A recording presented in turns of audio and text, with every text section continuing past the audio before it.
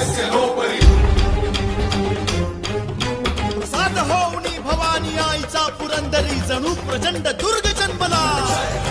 दर्यानभामधून सप्त सागरामधून घोष शंभू शंभू येऊ लागला कणखर तरी हळवा शिवा समान वासतो मायभूमी ध्यास श्वास भगव्यासी मानतो धर्मशील शौर्यपती आसनास छत्रपती केसरी अतुल्य शोभता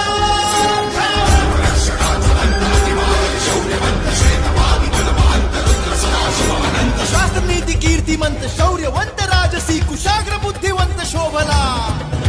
प्रजाजनास रक्षण्या स्वराज्य सिंधू राखण्या पुनश्च तेज सूर्य लाभला